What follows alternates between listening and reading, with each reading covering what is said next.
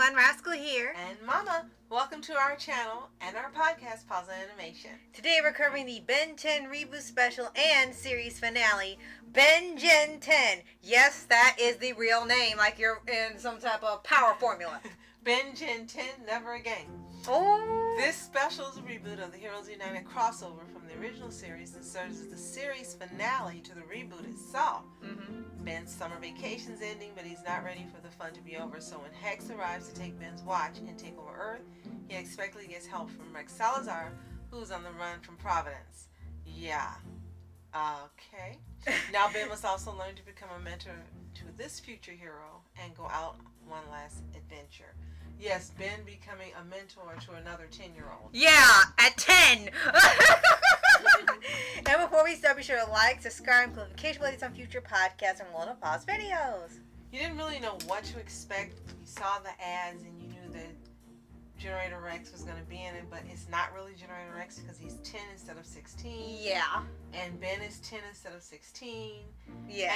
And yes, it looks like the goal was to capture the magic of Heroes United in this movie.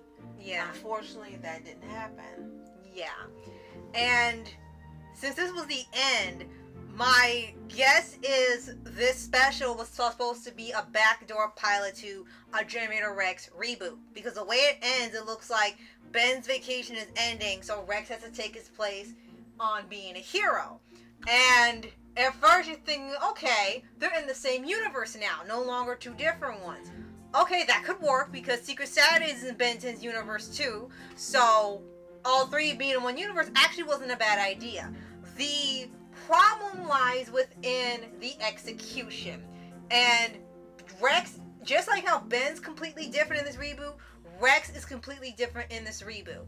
And the biggest thing of all is when they show his backstory quickly, the nanite thing is canonical in the Ben 10 universe now. But it happens like incredibly recent, like within a month or two. And this was never on the news. And not only that, Rex's amnesia is only a month or two old. So you kind of don't get that same impact as you did when he went part of his life with amnesia. He just recently got it. True. So what does actually work in here? Well, you have Daryl Savara and Tara Strong returning. Yes. Well, yes, she returns the voice 10-year-old Ben, and Daryl Savara actually voices 10-year-old Rex. So that was good. Right, and you had John DiMaggio as Bobo again. Yes. The animation's good. Yeah. It fits in with the actual series itself. So instead of, in the same way that, not instead of, but the same way that Heroes United matched up with Generator Rex's universe, this one matched up with the current Ben 10 reboot universe. So that was a good thing to do. Right. Grandpa Max is still alive. Yeah. Now, I know I say that a lot. He's still alive in here. And they learn to get along, just like they did in the original Heroes United movie. Yeah. That works.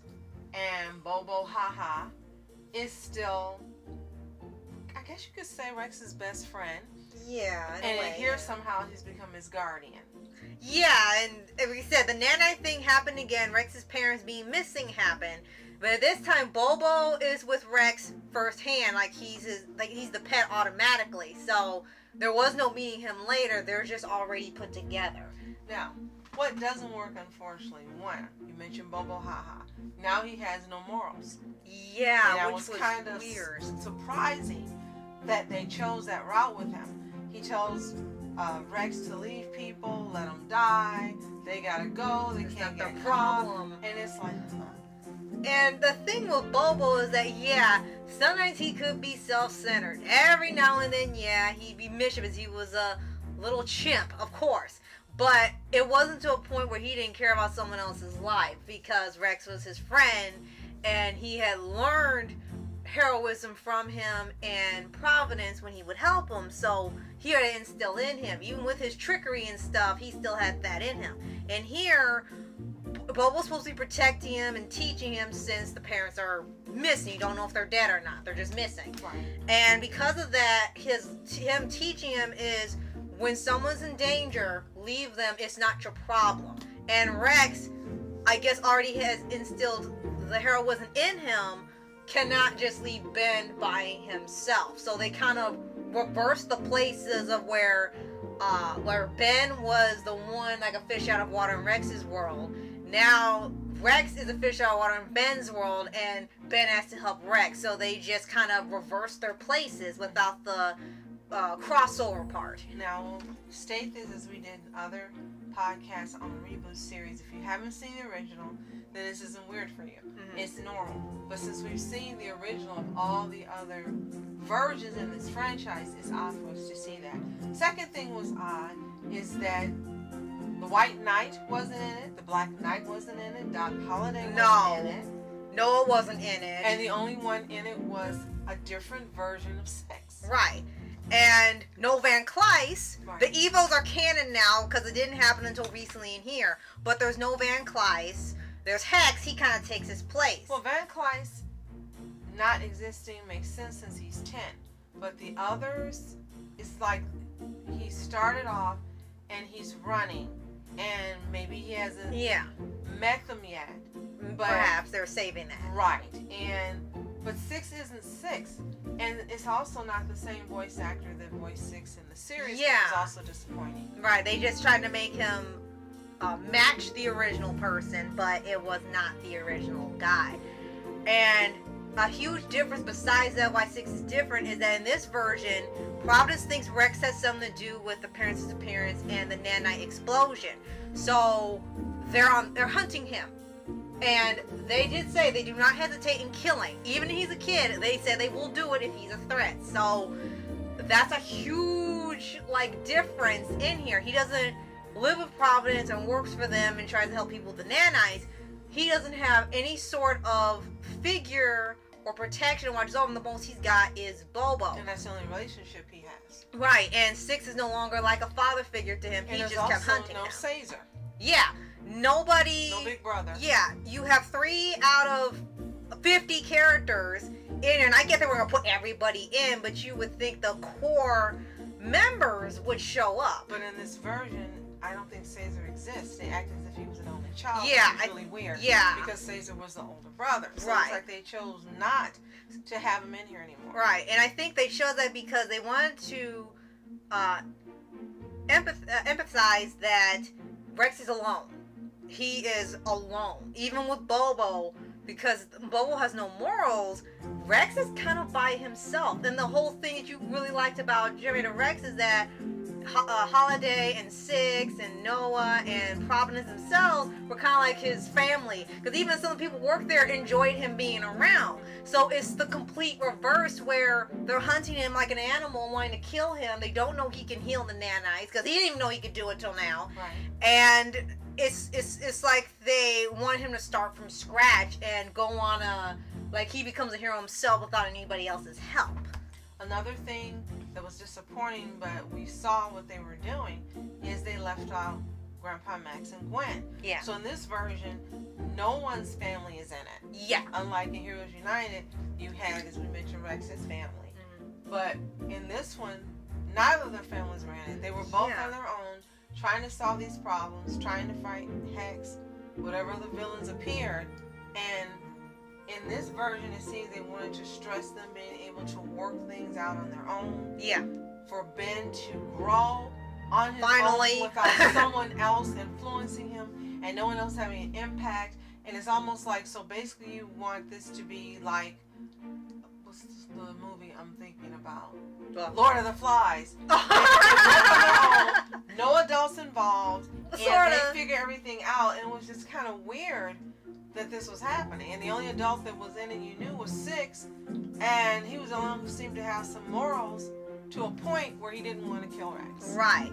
And one last thing that also was strange is that, okay, evils exist now in this universe, but there was never anything brought up in the series itself all the way to the end or the movie where it said, oh, this this nanite event has happened.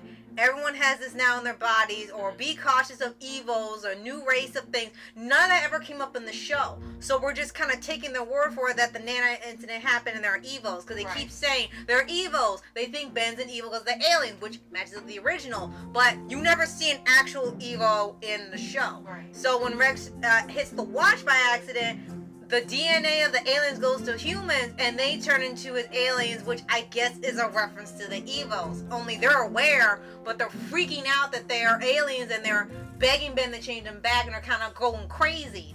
So I don't know how evils are going to work in his universe when they were more on the grunge side of artwork. But Ben 10, this version of Ben 10 wants to be really rounded, less threatening, more cutesy. Despite them trying to have some darker episodes, the whole style is that it's non-threatening and it's fun and colorful for kids. So I'm not sure how the evils are going to work if they do decide to go ahead with a Generator Rex spinoff. Right. Now, the movie isn't bad. It's just not what we're expecting. And it could have been better. I think for me the most disappointing thing is nothing was resolved for this series in this finale. When you have a finale, you look for problems to be resolved and happy endings and so forth, at least for some. In here, Rex does not have a happy ending. He goes off with Bobo on his own. On the run, yeah. No adults, on the run. So that wasn't happy. And then you have Ben goes back to Gwen and Grandpa, which, again, that is happy. He's not dead in here. Right. And they just go on like nothing happened. He doesn't tell them what happened, which makes no sense. And it's like a lackluster finale for a series. I really wanted more, and I expected more.